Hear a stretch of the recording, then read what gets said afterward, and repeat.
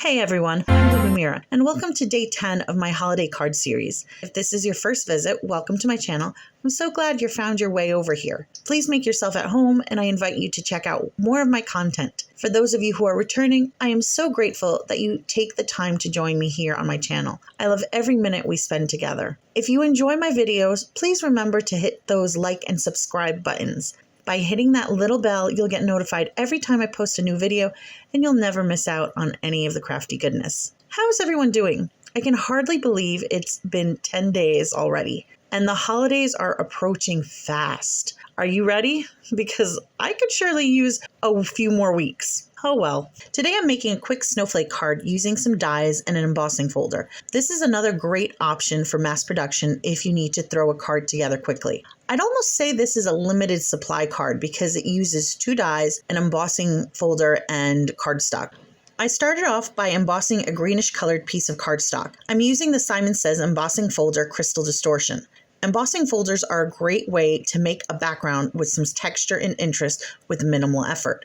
They come in every imaginable pattern, and most companies offer them at very reasonable prices. Next, I die cut some snowflakes using the Snowflake Set 1 die from Paper Rose Studio. I die cut the snowflakes several times in plain white cardstock and 1 layer of Lawn Fawn Pixie Dust glitter cardstock. Then I die cut the sentiment Winter Wishes, also using a Paper Rose Studio die, which comes with the word as well as the shadow to place behind them. I decided to die cut the words from a metallic silver cardstock and the shadow in plain white. I layered my snowflakes using liquid glue. When I layer dies, I like to place them under something to make sure that the layers bond well together. I used my die cutting platform for this because it's nice and heavy and gives a nice even pressure over my die cut element. I also layered my sentiment. However, I only put 1 layer of dimension besides the top layer of metallic cardstock.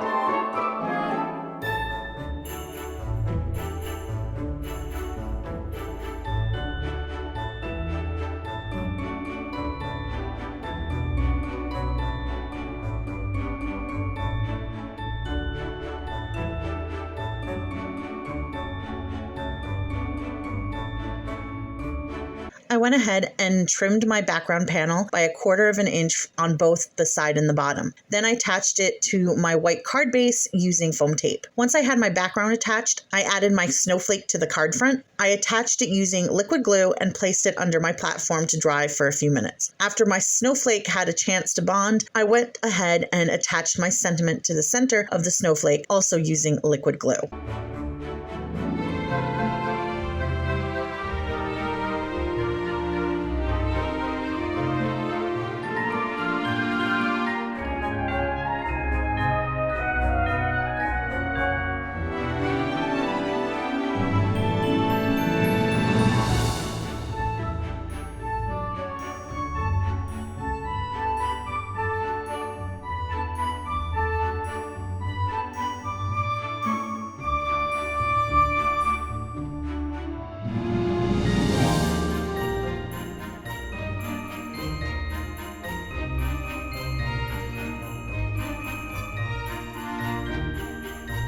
Lastly, to make the card a little bit more fancy, I added some gems to the card front.